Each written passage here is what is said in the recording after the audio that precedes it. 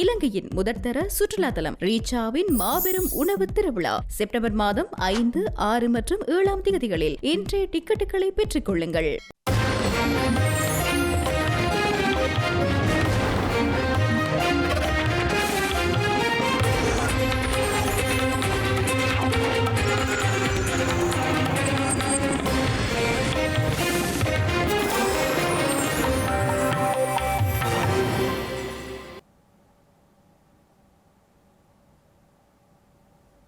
வணக்கம். இது ஐபிசி தமிழின் பிரதான செய்திகள். முதலில் தலைப்புச் செய்திகள். செம்மணிக்கு ஜனாதிபதி செல்ல மாட்டார் என தகவல். யாழ் புதைகுழிக்கு நீதி விசாரணை நடத்தப்படும் என அனுர உறுதி. ரணிலின் செயலாளருக்கான அழைப்பாணை மீளெடுப்பு. காரணம் கூறாமல் வாக்குமூலம் பெறும் நடவடிக்கையை இடைநிறுத்திய சிஐடி.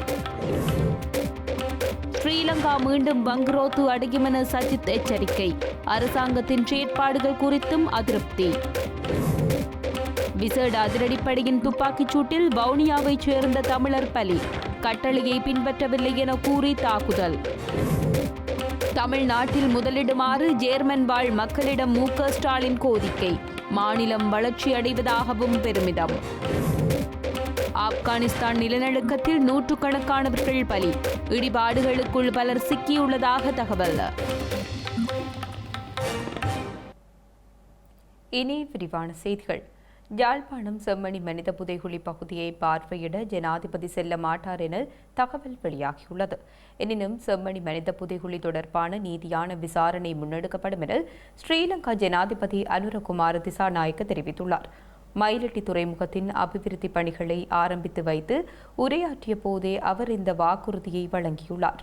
ஸ்ரீலங்கா ஜனாதிபதியாக பதவியேற்று 1 வருட காலம் பூர்த்தியாவதை முன்னிட்டு முன்னெடுக்கப்படவுள்ள செயற்திட்டங்களின் ஆரம்ப நிகழ்வுகளை அனுரகுமார திசாநாயக்க இன்று ஆரம்பித்து வைத்துள்ளார். அந்த வகையில் மயிலட்டி துறைமுகத்தின் 3ஆம் கட்ட அபிவிருத்தி பணிகள் ஜனாதிபதி அனுரகுமார திசாநாயக்கவினால் இன்று திங்கட்கிழமை ஆரம்பித்து வைக்கப்பட்டது. முன்னர் திட்டமிட்டதை விட தாமதமாக ஆரம்பிக்கப்பட்ட இந்த நிகழ்வில் வடக்கு மாகாண ஆளுநர் நாவேதநாயகனும் கலந்து கொண்டார். மயிலட்டி துறைமுகத்தின் 3ஆம் கட்ட அபிவிருத்தி பணிகளுக்காக 300 மில்லியன் ரூபாய் நிதி ஒதுக்கீடு செய்யப்பட்டுள்ளது. இதனைத் தொடர்ந்து நடைபெற்ற மேடை நிகழ்வுகள் கடற்றொழில் கூட்டுத்தாபனத்தின் தலைவரின் வரவேற்புரையுடன் ஆரம்பமாகின. ஸ்ரீலங்கா ஜனாதிபதி அனுரகுமார் திசாநாயக்க மற்றும் கடற்றொழில் நீரியல் மற்றும் கடல் வளங்கள் அமைச்சர் சந்திரசேகர் ஆகியோரும் இந்த நிகழ்வில் உரையாற்றினார். இந்த நிகழ்வுகளின் பிரதி அமைச்சர்களான சுனில் வட்டகல, உபாலி சமரசிங்க, நாடாளுமன்ற உறுப்பினர்களான மா ஜெகதீஸ்வரன், க இளங்குமரன், எஸ் ஸ்ரீபவானந்த ராஜா, ஜே ரஜீவன், கடற்றொழில் அமைச்சின் செயலாளர், பிரதம செயலாளர் உள்ளிட்ட திணைக்கள தலைவர்கள் கலந்து கொண்டனர். ஸ்ரீலங்காவின் முன்னாள் ஜனாதிபதி ரணில் விக்ரமசிங்கே 19 செகண்ட்களை கொண்ட காணொலியொன்றை வெளியிட்டுள்ளார். இந்த காணொலியில் தாம் கைது செய்யப்பட்ட போது உடனிருந்த அனைவருக்கும் அவர் நன்றி தெரிவித்துள்ளார். பொருத்தமான நேரத்தில் உடனிருந்த அனைவரையும் தாம் நேரில் சந்திப்பதாகவும் ரணில் விக்ரமசிங்கே மேலும் குறிப்பிட்டுள்ளார். ஸ்ரீலங்காவின் முன்னாள் ஜனாதிபதி ரணில் விக்ரமசிங்கவின் செயலாளர் சமன் ஏக்கநாயக்க இன்று குற்றப்புலனாய்வு திணைக்களத்தில் முன்னிலையாக தேவையில்லை என அறிவிக்கப்பட்டுள்ளது. இது தொடர்பான தகவல் சமன் ஏக்கநாயக்கவுக்கு வழங்கப்பட்டுள்ளதாக ஜனாதிபதி ஊடகப் பிரிவின் முன்னாள் பணிப்பாளர் நாயகம் தனுஷ்க ராமநாயக்க குறிப்பிட்டுள்ளார். சமன் ஏக்கநாயக்கவை குற்றப்புலனாய்வு திணைக்களத்தின் விசேட விசாரணை பிரிவில் இன்று முன்னிலையாகுமாறு அழைப்பாணை அனுப்பப்பட்டிருந்தது. முன்னாள் ஜனாதிபதி ரணில் விக்ரமசிங்கவின் லண்டன் பயணம் தொடர்பான மேலதிக விசாரணையின் ஒரு பகுதியாக வாக்குமூலம் பெறப்படவிருந்தது. இதனை அறிக்கையிடுவதற்காக குற்றப்புலனாய்வு திணைக்கள பகுதியில் ஊடகவியலாளர்களும் கூடியிருந்தனர். எனினும் சமன் ஏக்கநாயக்க விசாரணைகளுக்கு முன்னிலையாக தேவையில்லை என குற்றப்புலனாய்வு திணைக்களத்தினால் அவருக்கு அறிவிக்கப்பட்டுள்ளது. இதன் அடிப்படையில் இந்த அழைப்பாணை இடைநிறுத்தப்பட்டது என்பது தொடர்பான தகவல்கள் எதுவும் வெளியிடப்படவில்லை. ஸ்ரீலங்கா அரசாங்கம் தற்போதுள்ளவாறு பயணிக்குமாயின் மீண்டும் பங்குரோத்து நிலையையே அடையும் என எதிர்க்கட்சித் தலைவர் சஜித் பிரேமதாச தெரிவித்துள்ளார். அம்பாறை மாவட்டத்தில் ஐக்கிய மக்கள் சக்தியை பிரதித்துவப்படுத்தி இந்த முறையை புனிதாக தெரிவான உள்ளூராட்சி மன்ற உறுப்பினர்களுடனான சந்திப்பில் கலந்து கொண்டு உரையாற்றும் போதே அவர் இதனை கூறியுள்ளார். நாட்டின் தற்போதைய நிலைமை சோகமானதும் துரதிருஷ்டவசமானதுமாகவே உள்ளதாக கூறியுள்ள எதிர்க்கட்சித் தலைவர் பொய்களை கூறி அதிகாரத்தை கைப்பற்றிய அரசாங்கம் தொடர்பாக 2.2 மில்லியன் மக்கள் விரக்தி அடைந்துள்ளனர் என குறிப்பிட்டுள்ளார். புற்றுநோய் வைத்தியசாலையில் நிலவும் வசதிகளை கூட பெற்றுக் கொடுக்கவோ மருந்து பற்றாக்குறையை தீர்க்கவோ அரசாங்கத்திற்கு முடியாது போயுள்ளது என சஜித் பிரேமதாச சாடியுள்ளார். ஆயிரக்கணக்கான மருத்துவர்கள் நாட்டை விட்டு வெளியேறி வருகின்றனர் எனவும் இதனால் எழுந்துள்ள மூளைசாலிகள் வெளியேற்றம் சார் பிரச்சினைக்கு எந்த தீர்வும் இல்லை எனவும் அவர் கூறியுள்ளார். ஜனாதிபதி பதவியையும் 159 பெரும்பான்மையையும் உள்ளூராட்சி மன்றங்களில் பெரும்பான்மை அதிகாரத்தையும் வைத்துக் கொண்டிருக்கும் இந்த அரசாங்கம் நாட்டிற்காக எதையும் செய்யவில்லை என அவர் கூறியுள்ளார். இது தொடர்ந்தால் கடந்த 2022ஆம் ஆண்டு போலவே நாடு கடனை திருப்பிச் செலுத்த முடியாமல் 2028ஆம் ஆண்டிலும் மீண்டும் பங்க்ரோத் நிலையை எட்டும் எனவும் எதிர்க்கட்சித் தலைவர் சுட்டிக்காட்டினார். கடந்த 2028ஆம் ஆண்டு முதல் $5.5 பில்லியன் வருடாந்த வெளிநாட்டு கடனை அடைக்க வேண்டுமானால் 2025ஆம் ஆண்டு முதல் 5% பொருளாதார வளர்ச்சி வீதத்தை பேணிச் செல்ல வேண்டும் என சஜித் பிரேமதாச கூறியுள்ளார். இந்த இலக்கை தற்போது அடைய முடியாது எனவும் மீண்டும் பங்க்ரோத் அடையக்கூடாது என பிரார்த்திப்பதாகவும் அவர் குறிப்பிட்டுள்ளார். மக்களின் அழுத்தத்தையும் அதிருப்தியையும் சுரண்டி தனிப்பட்ட அரசியல் ஆதாயங்களை பெறுவதற்கு நான் தயாரில்லை எனவும் சஜித் பிரேமதாச கூறியுள்ளார். சர்வதேச நாணய நிதியத்துடன் பேச்சுவார்த்தை நடத்தி ஒப்பந்தத்தை திருத்துமாறு அரசாங்கத்திடம் கேட்டுக்கொண்டாலும் புதிய அரசாங்கமாக இதுவரை அதனை செய்யவில்லை என அவர் குறிப்பிட்டுள்ளார். நாட்டு மக்கள் இவற்றை புரிந்து கொள்ள வேண்டும் எனவும் எதிர்க்கட்சித் தலைவர் சஜித் பிரேமதாச மேலும் கூறியுள்ளார். தமிழர் தாயகமான வவுனியாவில் ஸ்ரீலங்காவின் விசேட அதிரடிப்படையினர் நடத்திய துப்பாக்கிச் சூட்டில் படுகாயமடைந்த குடும்பஸ்தர் உயிரிழந்துள்ளார். காயமடைந்திருந்த நபர் யாழ் போதனா வைத்தியசாலையில் சிகிச்சை பெற்று வந்த நிலையில் சிகிச்சை பலனின்றி உயிரிழந்துள்ளதாக தெரிவிக்கப்பட்டுள்ளது. அனுராதபுரம் மாவட்டத்தின் கெபிட்டிகொலாவ பகுதியிலிருந்து கடந்த 27ஆம் தேதி வவுனியா நோக்கி சென்று கொண்டிருந்த கேப் ரக வாகனத்தை அந்த பகுதியில் கடமையில் இருந்த விசேட அதிரடிப்படையினர் வழிமறித்துள்ளனர். எனினும் அந்த வாகனம் நிறுத்தாமல் சென்றதால் அதன் மீது விசேட அதிரடிப்படையினர் துப்பாக்கிச்சூடு நடத்தியதில் வாகனத்தில் இருந்த 2 படுகாயமடைந்திருந்தனர். காயமடைந்த 2 வவுனியா பொது வைத்தியசாலையில் அனுமதிக்கப்பட்ட போதிலும் ஒருவரது நிலைமை கவலைக்கிடமாக இருந்த நிலையில் மேலதிக சிகிச்சைகளுக்காக அவர் யாழ் போதனா வைத்தியசாலைக்கு மாற்றப்பட்டிருந்தார். எனினும் அந்த நபர் சிகிச்சை பலனின்றி இன்று காலை உயிரிழந்துள்ளார். வவுனியா கற்பகபுரம் பகுதியைச் சேர்ந்த சந்திரசேகர் என்ற 41 வயதான ஒரு பிள்ளையின் தந்தையே உயிரிழந்துள்ளார். காயமடைந்த பண்டிவிரிச்சான் பகுதியைச் சேர்ந்த நிக்சன் என்ற இளைஞர் வைத்தியசாலையில் சிகிச்சை பெற்று வருகின்றார். மரங்களை கடத்திச் சென்றதாக கூறப்படும் நிலையில் இந்த தாக்குதல் நடத்தப்பட்டுள்ளதாக தெரிவிக்கப்பட்டுள்ளது. இந்த சம்பவம் தொடர்பாக ஸ்ரீலங்கா காவல்துறையினர் விசாரணைகளை முன்னெடுத்து வருகின்றனர். இந்தோனேஷியாவிலிருந்து அண்மையில் நாடு கடத்தப்பட்ட பாதாள உலக நபர்களுடன் தொடர்புடைய அரசியல்வாதிகள், காவல்துறை அதிகாரிகள், குடிவரவு அதிகாரிகள் மற்றும் ஒப்பந்த கொலையாளிகள் உள்ளிட்டவர்கள் தொடர்பான பரந்தளவிலான வலையமைப்பை வெளிக்கொணர ஸ்ரீலங்கா அதிகாரிகள் திட்டமிட்டுள்ளனர். பாதாள உலக தலைவர் என கூறப்படும் ஹெகல் பத்ர பத்மே உள்ளிட்ட சந்தேக நபர்கள் இந்தோனேசியாவில் கைது செய்யப்பட்டு ஒரு ரகசிய நடவடிக்கையின் கீழ் இலங்கைக்கு கொண்டு செல்லப்பட்டுள்ள நிலையில் இந்த தகவல் வெளியாகியுள்ளது.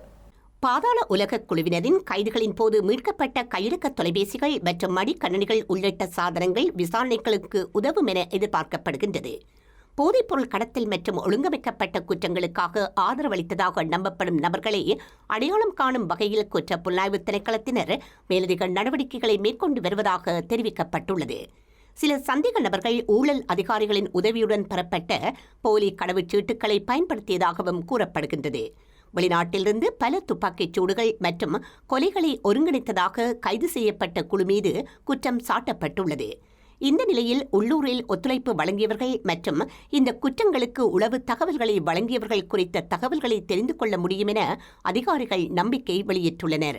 உயர்மட்ட பாதுகாப்பின் கீழ் நாட்டிற்கு கொண்டு செல்லப்பட்டுள்ள பாதாள உலகக்குழு சந்தேக நபர்கள் நீதிமன்ற உத்தரவின் பேரில் 72 மணி நேர தடுப்பு காவலில் வைக்கப்பட்டுள்ளனர். மேலும் விசாரணைகளை தொடர பயங்கரவாத தடுப்புச் சட்டத்தின் கீழ் தடுப்பு காவலை கோர விசாரணையாளர்கள் திட்டமிட்டுள்ளதாகவும் தெரிவிக்கப்பட்டுள்ளது.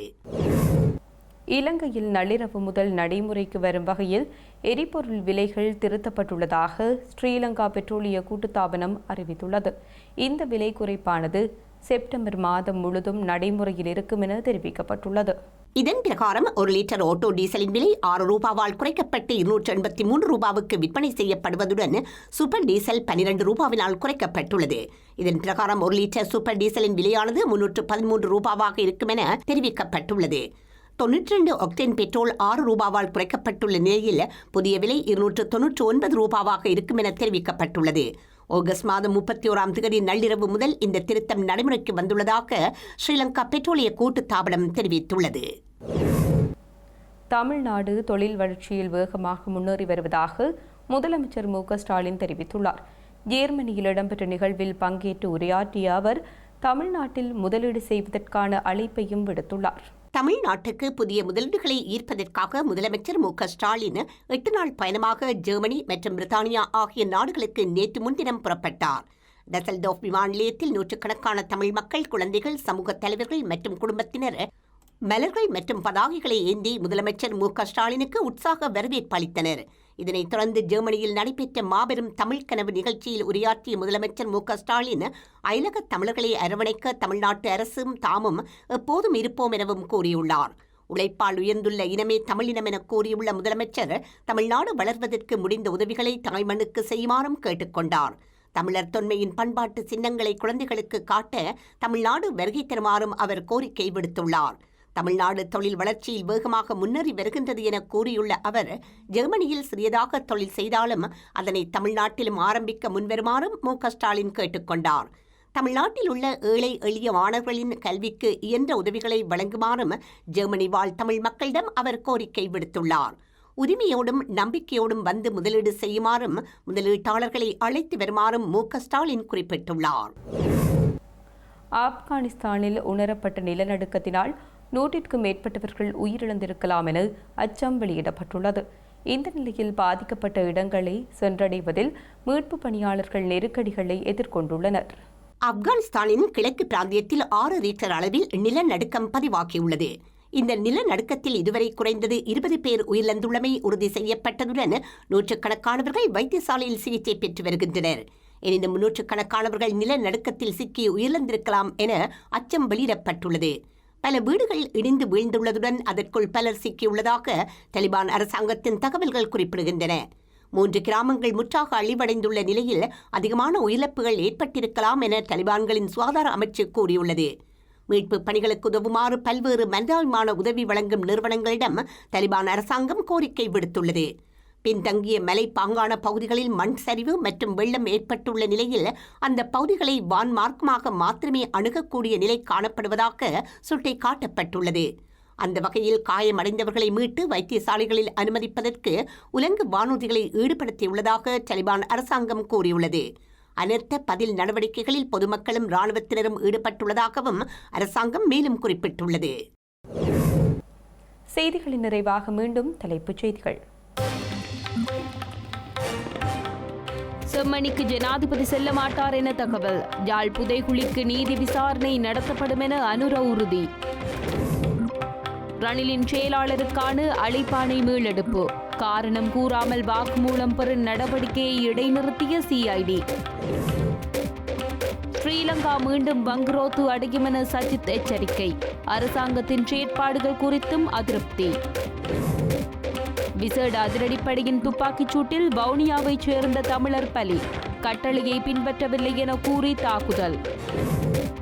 தமிழ்நாட்டில் முதலிடுமாறு ஜேர்மன் வாழ் மக்களிடம் மு.க.ஸ்டாலின் கோரிக்கை. மாநிலம் வளர்ச்சி அடைவதாகவும் பெருமிதம். ஆப்கானிஸ்தான் நிலநடுக்கத்தில் நூற்றுக்கணக்கானவர்கள் பலி.